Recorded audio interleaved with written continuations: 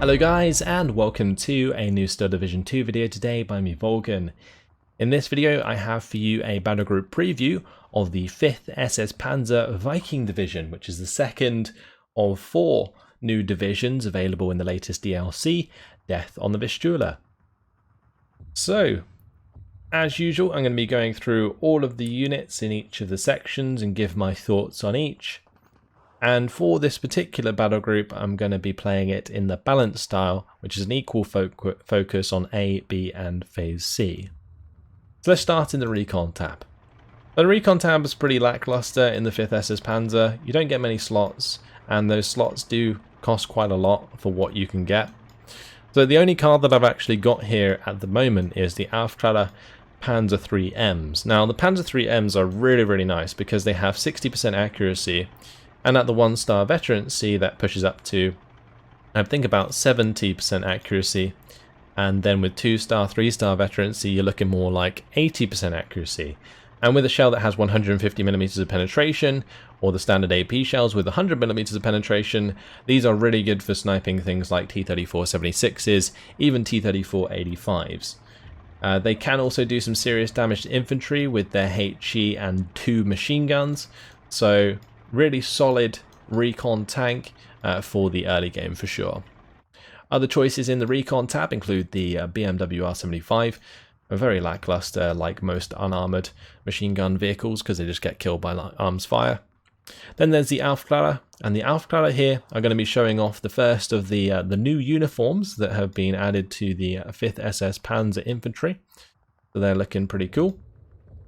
They can come in a range of recon vehicles, including the Kubel MG and the Schwimmwagen MG, but again, they lack armor and therefore really aren't worth bringing in as opposed to the Aufklärer just on their own.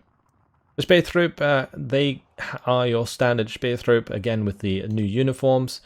These can't be brought in any form of half-track, which is unfortunate. Otherwise, I might consider bringing these in instead of the Panzer IIIs, but I do think it's maybe worth bringing in some recon infantry at some point in this battle group, just because recon infantry has its own use due to the very high optics, which are useful for spotting AT guns and enemy infantry at closer ranges. They're not very good for recon at long range. What recon's really good for in Steel Division 2 is actually spotting stuff at closer ranges than you otherwise would. So that's what they're there for, and they'd support your infantry in a push, allowing them to reveal units in like buildings before they're in range of the medium weapons, for example.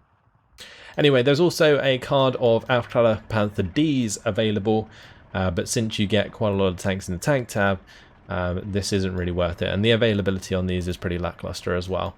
So not ideal for the recon tab, especially compared to like the 55-point Panzer III, which is really great value for money. Let's move on to the infantry tab. Now the infantry tab in the 5th SS Panzer is pretty simple. You just have a selection of Pioneers, Panzer Grenadiers and Sturm Pioneers, as well as the leader units. So in Phase A we're bringing some Pioneers. In Phase A I've also got the Panzer Grenadiers with Panzerfausts. One interesting thing to note is Panzer Grenadiers and Panzer Grenadiers with Panzerfaust now cost the same amount, the only difference being their availability. So for example in Phase A with no veterancy, the Panzer Grenadiers you can get 9 of them, the ones with Panzerfaust you can only get 6 of them. But we're going to be bringing in the ones with Panzerfaust in Phase A, so that when we make an initial push, especially with the Opel Blitz pushing into a town, we can potentially Panzerfaust half-tracks that the Russians are using, especially with the abundance of M2 half-tracks and the M2A1 half-tracks with the 50 cals. You're going to want the Panzerfaust in the Phase A. Then we have a card of Sturm Pioneers for the close range in Phase A.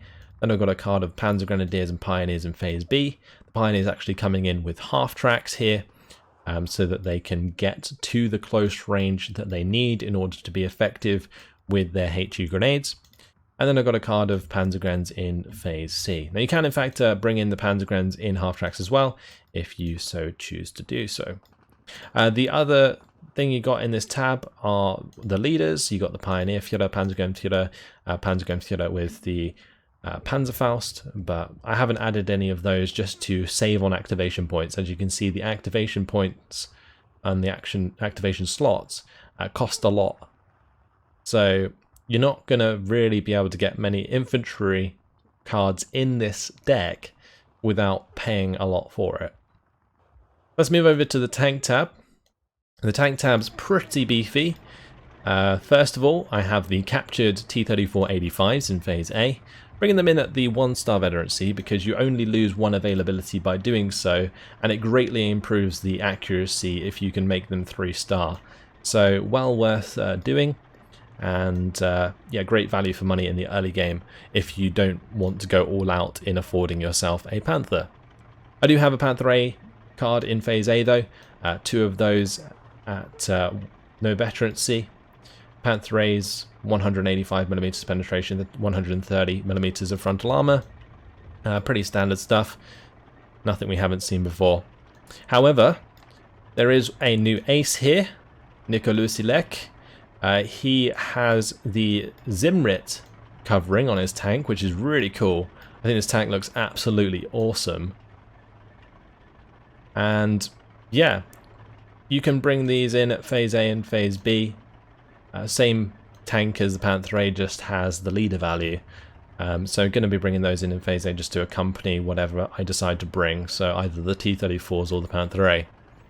In Phase B, I have the Stug 4s. The Stug 4s are now able to be brought in with a battle group. I think originally they were in the game in the campaign, but they weren't actually in a battle group. But the 5th SS-Panzer, they have access to Stug 4s. And the great thing about Stug 4s is they absolutely murder T-34-76s because they have the 100mm of frontal armor whilst still maintaining the 135mm penetration. So a very solid tank against medium armor, and that's what you're going to be using it for. So if you come up against a division like Bazugli or Turin, which focuses a lot on T-34-76s in the late game, then this will be the tank to bring out. Aside from those in Phase B, I have the option to bring in the Panther A's, and then in Phase C I've got a card of the Panther D's because they're nice and cheap at 110 points whilst maintaining the same penetration.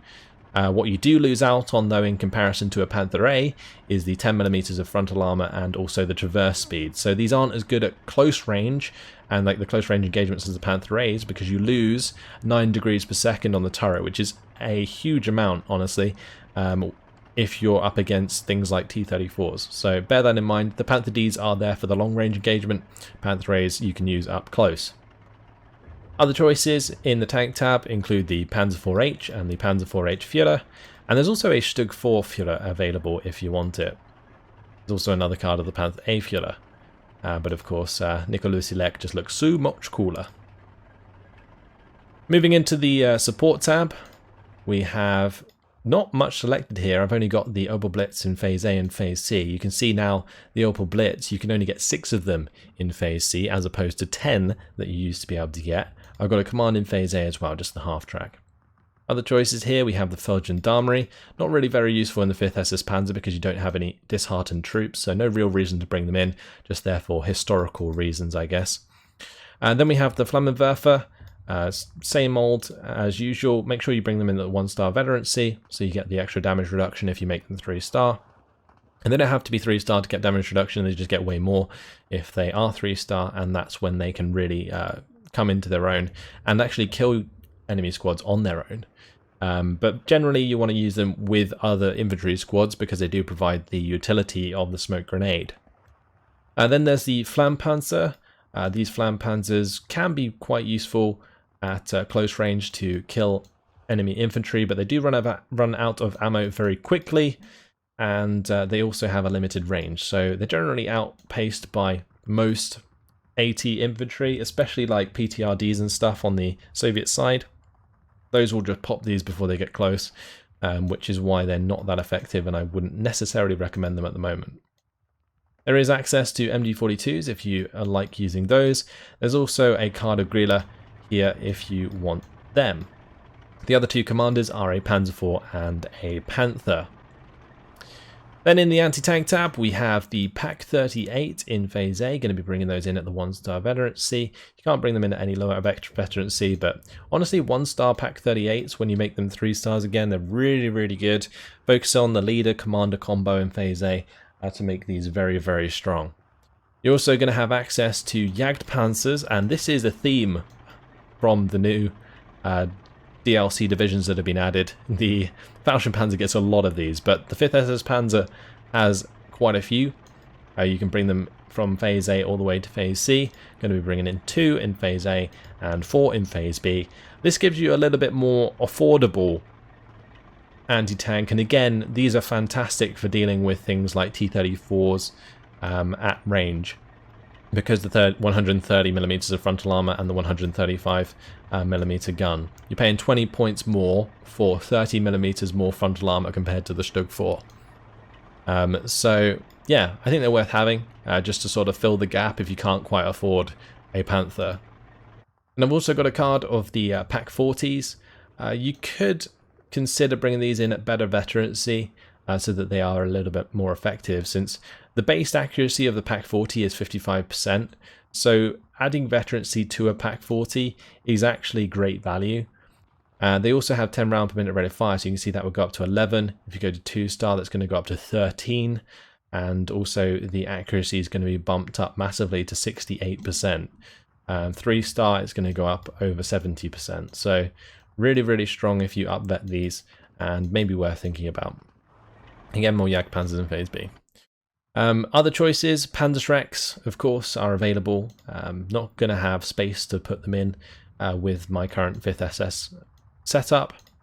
The Panzerbuchse, always quite nice if you can spare the activation points to put it in, because at the 1000 meter range, this can be an absolute nuisance for side armor shots and so on, because it has very good stealth. And very good stealth on a unit like this is something that I think a lot of people underrate, and the Panzerbuchse can be a surprisingly good value for money unit. Jagdpanzer Su-76, this is a captured Su-76 from the Soviets. Has these as 3, it's a direct fire AT version with the AP shells and HE shells. Can't indirect fire with this one. And then there's a card of the Panzervernichtungs. If you're going to take a Panzerschreck unit, I would probably recommend taking these in Phase A over the Panzerschrecks, since you can basically get similar availability, but it comes with a 6-man squad. So if you want some Panzerschrecks in Phase A, bring these bad boys. In the anti-air tab, not too much new to show off here. However, just one thing to mention: if you bring in the Flak 20mm at 1-star veterancy, you can use the 4 SDKZ 11 Flaks.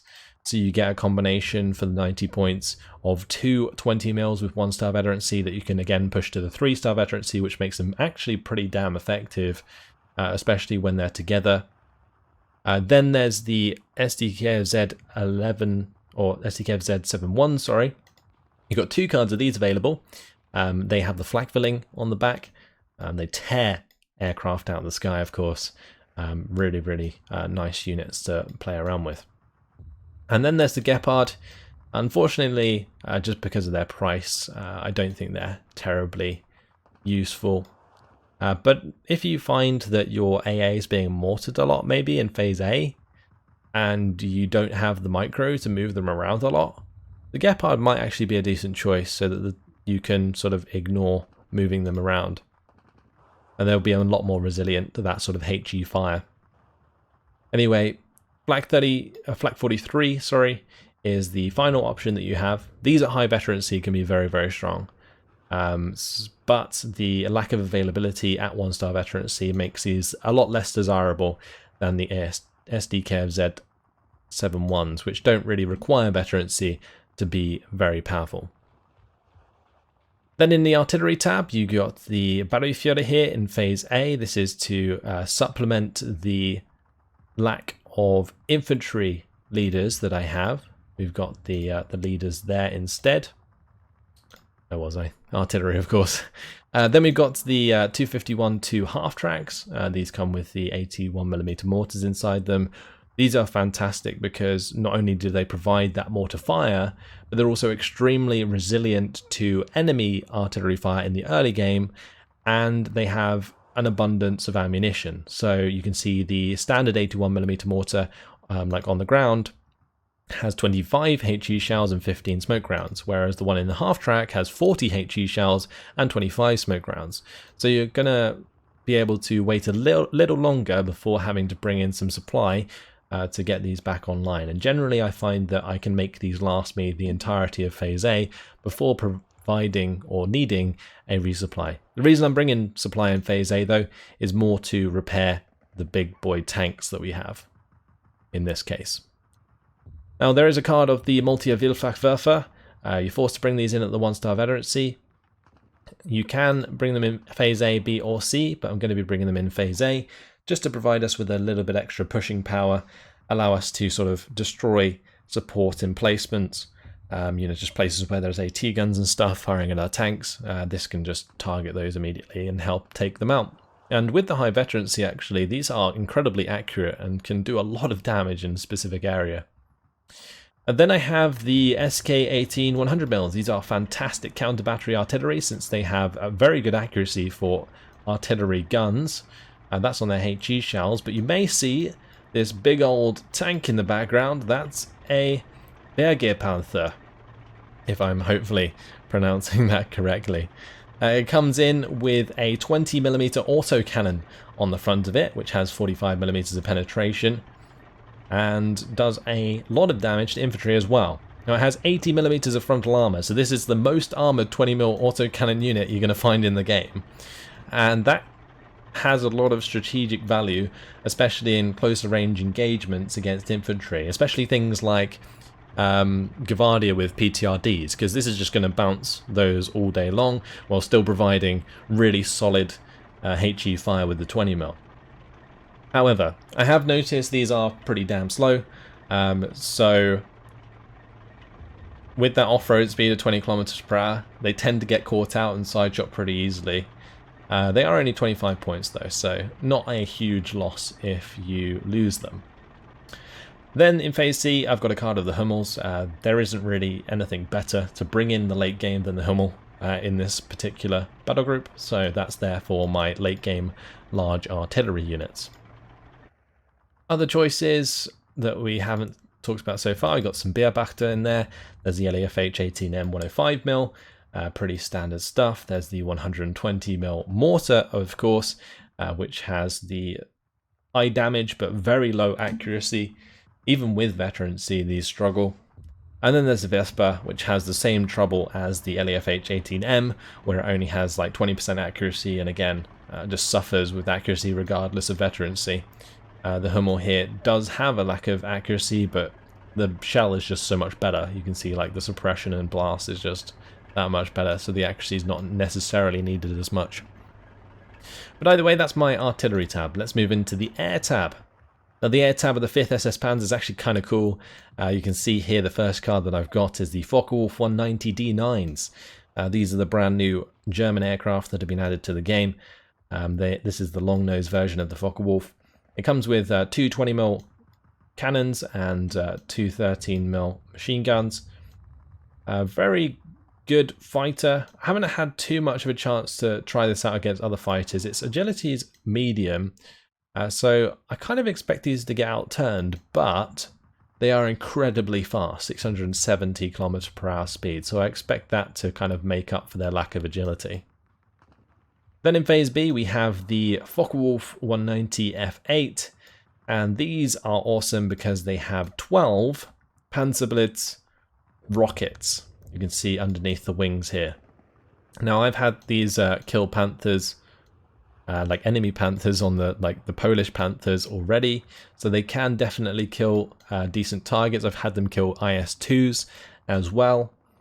So yeah, very, very strong Panzerblitz, and if you bring them both in at the same time, then you can generally guarantee a kill. There's also 2 cards of them, which is fantastic, so maybe consider bringing in both of them. I would maybe even recommend it. But for me, I've got these new snow camo HE-111s, and they are coming in with 20 50-kilogram bombs, great sort of carpet bombers, to help pin down an area so that your units can push on the ground. And it's a very, very tight sort of compromise between bringing these or the Focke-Wulf 190 F8.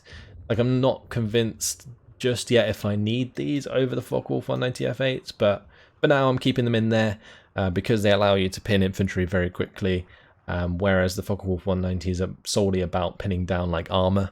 Although you can use the Focke-Wulf 190 Panzerblitz on infantry to pin them down, but I wouldn't recommend it since it's a pretty big waste. They're 160 points apiece, those Focke-Wulfs, so bear that in mind. But yeah, back to the HE-111, decent value for money for the amount they can pin down in one strike. Other choices in the air tab include the Ju-88D1. This actually has a really cool camo. You can see the sky camo painted underneath, and then it's like grey on top here. They look very cool. I'm not really sure that there's space for them in the deck though, unfortunately, just because recon aircraft for the most part in multiplayer are a waste of activation points, I feel. It really depends if you have any spare, and whether or not you want to replace any of the other aircraft you have available. The other one's the Ju-87D5. This is the other recon available. These can strafe ground targets quite well and help you pin them down. So there is a little bit of a use for these, but generally their slow speed will get them forced back quite easily. Then there's the Ju-88G1. This is a night fighter. It does have 4 20mm cannons, so it's actually pretty damn good as a sort of interceptor for bombers with a 530 km/h speed, and you do get a reasonable amount of availability of them, but in any form of dogfight against fighters, these are going to lose pretty much every time, so I don't think they're really worth bringing in for that reason. Other variants of the HE-111s include the 4 250 kg bombs, and this one has one 1000 kg bomb. But yeah, I think the one with the 50 20 kg bombs is definitely the best for the sort of carpet bombing pin. I find it a lot more reliable than the 1000 kg bomb for pinning armor. So that's why I'm bringing in these. They're also cheaper, like 15 points cheaper than the 1000 version, and you get more of them because the availability is different between the 1000 kg bomb variant to the 50 20 kg bombs. And that's your lot. That's the 5th SS-Panzer. So yeah, as you can see, I've brought it pretty balanced. There's maybe an argument to be made that I don't need as these Jagdpanzers in Phase B and could potentially shift them to Phase C, because between the Panthers, Stugs and Jagdpanzers and 2 cards of infantry in Phase B, this may be a little bit too much for the 140 points per minute that you're going to be getting.